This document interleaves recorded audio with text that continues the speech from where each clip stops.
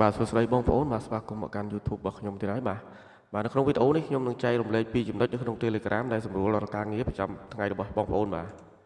អញ្ចឹងយើងចង់ដឹងមានអីចូលមើលវីដេអូរបស់ខ្ញុំទាំងអស់គ្នាបា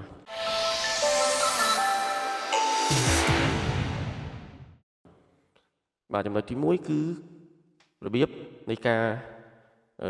ផ្ញើ username password ឲ្យគ្នាទៅវិញទៅមកដោយឲ្យ Telegram encrypt ឲ្យយើងបាទអូខេឥឡូវយើងចូលមើលទាំងអស់គ្នាបាទជាដំបូង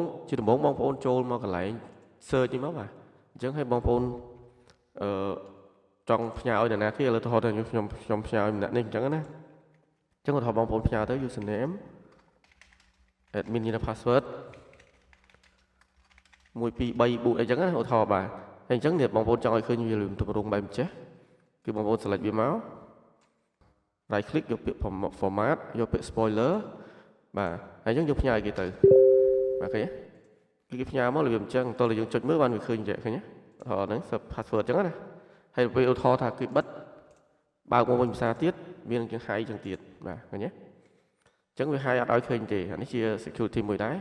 ដើម្បីកុំឲ្យគេដើរមកឃើញ password ឃើញអញ្ចឹងណាតោះយើងបើកមើលទៅឃើញបាទហើយចំណុចទី2នោះគឺរបៀបនៃការដែលយើង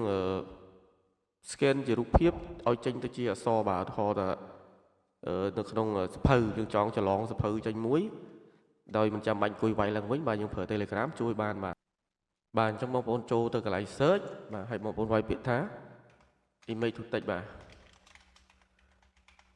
ហើយបងប្អូន search មកបាទនេះមាន Testify image to text ហ្នឹងឬមួយក៏អាក្រុមនេះក៏បានដែរបងប្អូនពីរហ្នឹងយកមួយណាក៏បានដែរតែខ្ញុំយកលើនេះទៅ Testify បាទអញ្ចឹងវានឹងចេញផ្ទាំងមកចេះហើយយើងរើសជាភាសាបងប្អូនបាច់ទេយើងគ្រាន់តែចុច upload file យើងមកបាទអញ្ចឹងឧទាហរណ៍ឥឡូវខ្ញុំយកនេះបាទ file មួយនេះអញ្ចឹងហើយយើងផ្ញើទៅបាទអញ្ចឹងវាកំពុងធ្វើការចាំវា plate បាទអញ្ចឹងនេះបាទឃើញទេអញ្ចឹងវា generate មកបានទម្រង់វាមិនចេះបាទគឺស្អាតសម្រាប់យើងអញ្ចឹងទៅយើងអាចយកទៅធ្វើជាអត្ថបទបានហើយបាទឧទាហរណ៍យើងចង់ច្រឡងពីសភៅមួយក្បាលបើយើងងុយវាយឡើងវិញគឺ view បានអញ្ចឹងយើងថតយកផ្ញើឲ្យ Telegram generate ឲ្យយើងអញ្ចឹងទៅយើងអាចរៀបចំបានហើយបាទអញ្ចឹងវីដេអូមានតែ2ទាំងទេបាទអរគុណសម្រាប់ការទស្សនាបាទបើសិនជាមានថ្មីខ្ញុំនឹងចែករំលែកបន្តទៀតបាទអរគុណជម្រាបលាបាទជួបគ្នានៅវីដេអូក្រោយទៀតបាទ